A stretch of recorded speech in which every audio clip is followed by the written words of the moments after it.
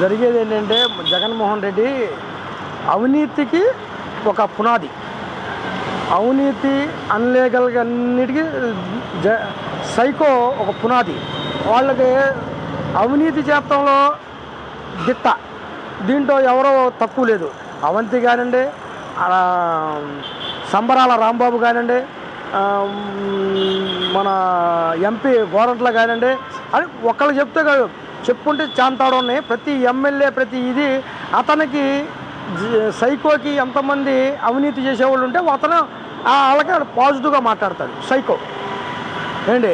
ఇంకా కూటమి ప్రభుత్వం ఏంటి అంటే ఇక వాళ్ళ మీద ఎవరి మీద చర్యలకి సిద్ధపడలేదండి. పరిపాలన మీద దృష్టి మళ్లించి చూస్తున్నారు.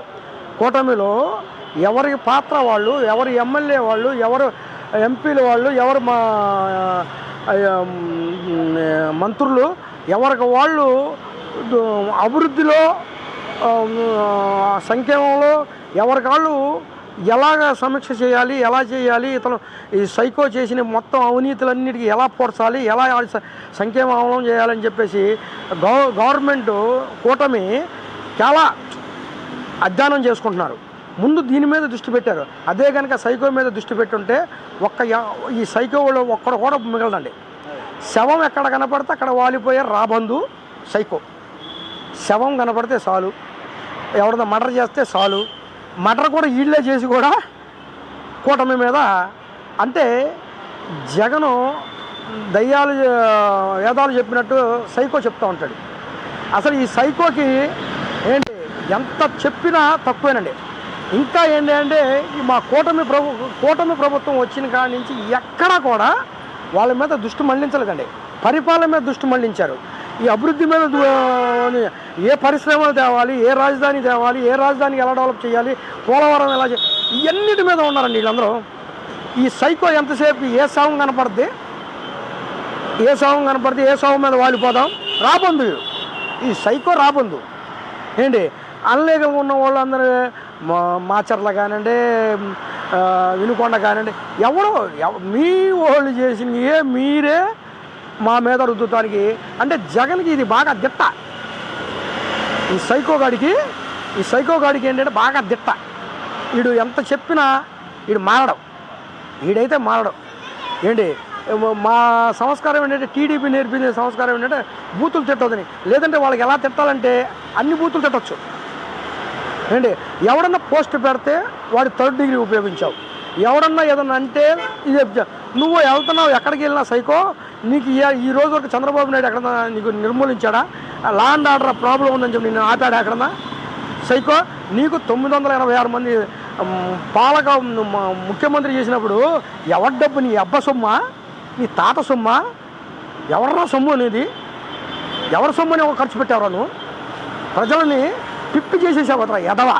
అరే సైకో, నువ్వు అసలు మనిషి పుట్టావు, అసలు మనిషివేనా నువ్వు?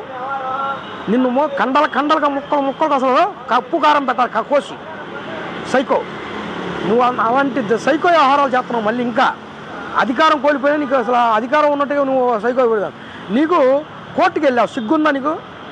ప్రతిపక్ష హోదా కావాలని సిగ్గుందా అసలు నీకు? నువ్వు అన్నం తింటున్నావు, కడుపుకి అశుద్ధి తింటున్నావా? ఇంకా నీకు ప్రజలు పక్కన పట్టేశారు.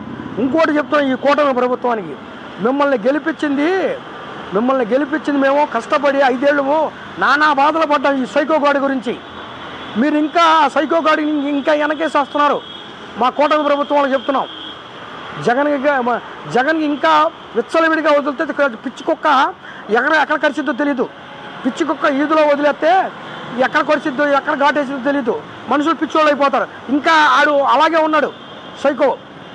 ఈ సైకోని నిర్మూలించకపోతే మన ఆంధ్ర రాష్ట్రం మీరు అధికారం చేపట్టిన ఆ సైకో చేతిలో ఉన్నట్టు ఉంది. దాన్ని అర్థం చేసుకోండి. ఇక కూటమి గారు, మన పవన్ కళ్యాణ్ కానీ, మన చంద్రబాబు నాయుడు గారు కానీ, మన లోకేష్ కానీ, మీరు దీని మీద దృష్టి మళ్లించండి. మేము కార్యకర్తల్లాగా మేము 45 సంవత్సరాల నుంచి మేము టీడీపీకి అంటపెట్టుకుని ఉన్నాం. మా మీద ఎన్ని ప్రగల్భాలు పలికారు వీళ్ళు. మీరు ఇంకా మేలుకోకపోతే ఇంకా మేము నాశనం అయిపోతాం. మళ్ళీ మీకు కూటమికి మళ్ళీ మేము అధికారాన్ని ఇవ్వలేము. ఇప్పుడైనా అర్థం చేసుకుని మీరు ఎమ్మటే యాక్షన్ తీసుకోండి. ఈ సైకోని కనుక వెచ్చలవిడికి పిచ్చి కుక్కలాగా వదిలేస్తున్నారు మీరు.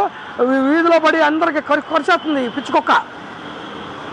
దీన్ని మటుకు అర్థం చేసుకోండి. ఇప్పుడు ఈ సైకోలో ఉన్న ఎమ్మెల్యేలు ఇలా ఎవడో తిట్టిన వాళ్ళని ఎందుకు రానిట్లా, ఎందుకు తిట్టించాలంటున్నారు? ఏ పార్టీలోకి వెళ్తానికి వాళ్ళకి నోరు రాదు, ఎవరు జాయిన్ చేసుకోరు. ఎందుకంటే అలా తిట్టించావు. అందుకని వాళ్ళు నీ కుక్కల్లాగా నీ కాళ్ళ దగ్గర పడేటట్టు చేసేస్తున్నావు. వాళ్ళు ఇంకెక్కడికి వెళ్ళలేరు. అయితే రాజకీయం వదిలేసి మారిపోవాలి, దేశం వదిలి పారిపోవాలి. ఆ కుక్కలన్నీ మురిగిన కుక్కలన్నీ అంతే. ఈ సైకో అయితే పిచ్చుకొక్కాయి. ఈ సైకో పిచ్చుకొక్కాయి.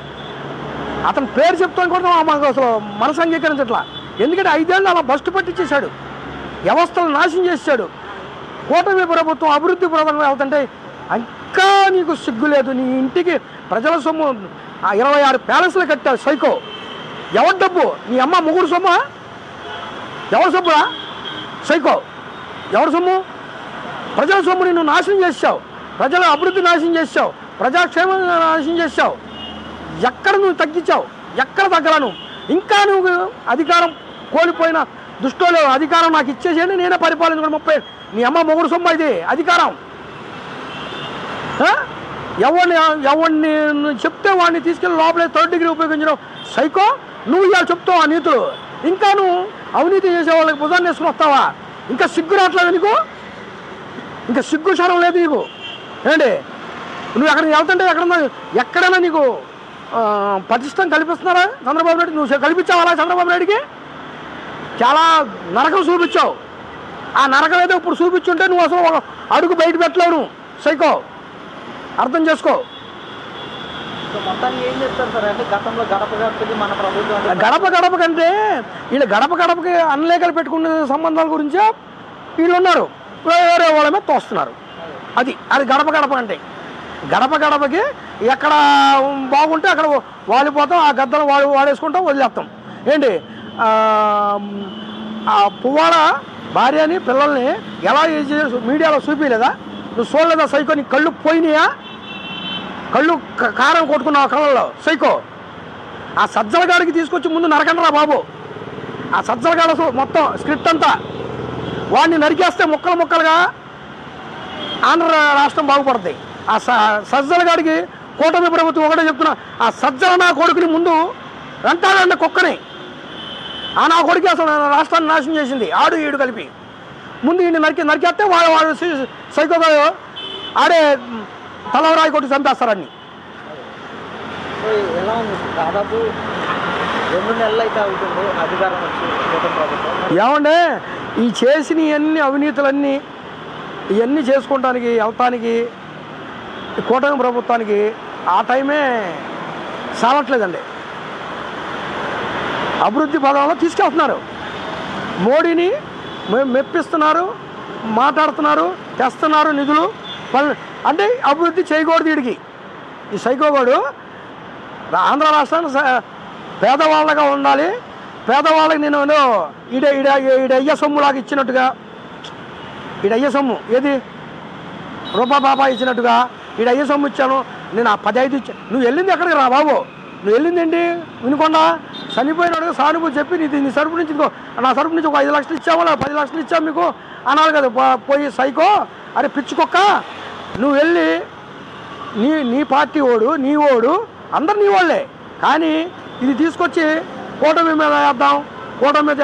ఇప్పుడు ప్రతి సంక్షేమం చేయాలంటే నువ్వు 4 నెలలు 6 నెలలు మొదలుపెట్టావు. నువ్వు అధికారంలోకి వచ్చినాక 2 నెలలు అయింది.